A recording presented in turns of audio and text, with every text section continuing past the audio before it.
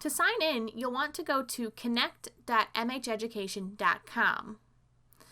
On this page, you'll enter in your email address and password. If you do not know your email address and password, or if you don't believe you have a Connect account set up, please contact your Learning Technology representative and they'll be able to provide you with that information. Once you've entered in your information, click Sign In. Once you sign in, you'll be brought to the list of your Connect courses. You may have previously created courses here, but any new courses will have a new banner along the left-hand side of the course name. Click on the name of the section to enter into your Connect course. The first time you enter your course, you'll be provided with a section overview, which details the number of assignments, the settings on the assignments, and the ebook information. Click Section Home to enter into your course. When you first click on a Connect course, you're automatically brought to the home page of your course. Along the left-hand side, you'll see a list of all of the assignments in the course. We'll spend a bit more time talking about that later on in this video. On the right-hand side of the course, you'll see the ability to switch over to the student view by clicking this button here. You'll also see your section information. If you click the gear icon to the right of section info, you'll be able to edit your instructor information, edit your section name and web address, see the student roster, as well as see your student registration information sheet, which will contain your section web address.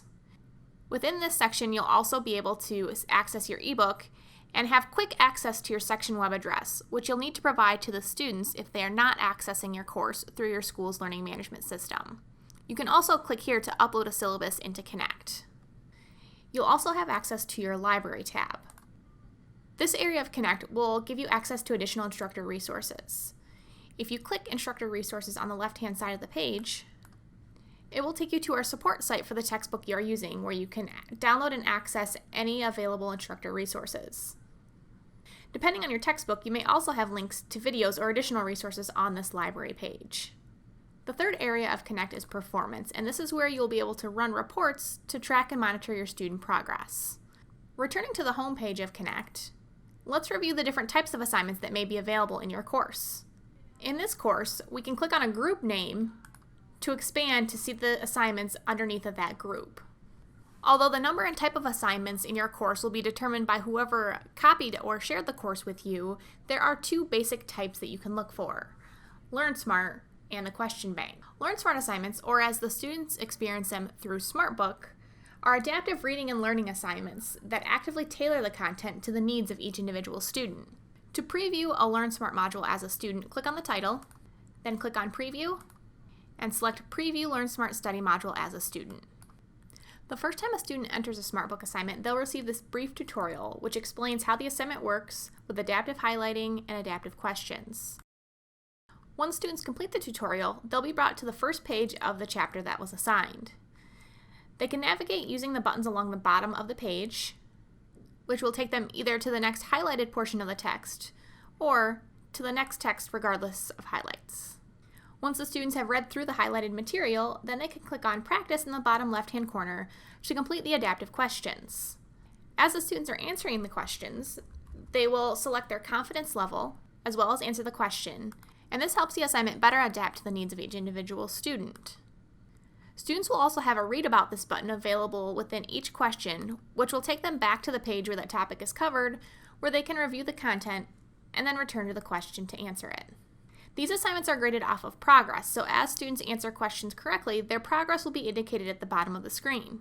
When the due date hits, however many items they've learned will calculate to their overall score on the assignment. When students are ready to leave a SmartBook assignment, they can click the menu in the top left-hand corner and click Leave SmartBook.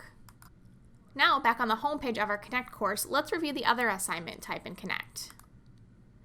If we expand Chapter 1 again, we'll see a few additional assignments in addition to the Learn Smart and SmartBook assignment. In this course, we see a homework and a quiz assignment.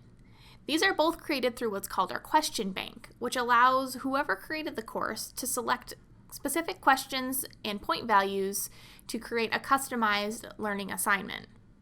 When using a pre-built or shared course, it's best to review the assignment content and setup so that you are familiar and can inform your students properly. Let's click on this Chapter 1 homework to see what it includes.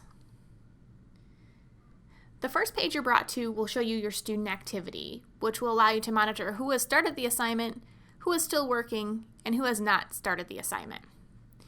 If we click on Preview, this will give us an instructor preview of the assignment, where we can see all questions including the correct answers. You can navigate through all questions in the assignment by clicking the arrows up above to the left or right. The next tab over in the assignment would be the policies. This is going to detail how the assignment works for the student.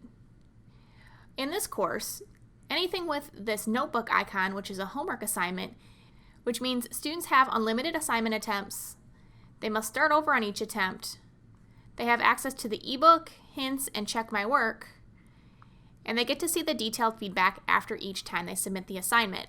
Now, your assignments may have different settings for each different type, so please make sure to review those settings before beginning your course.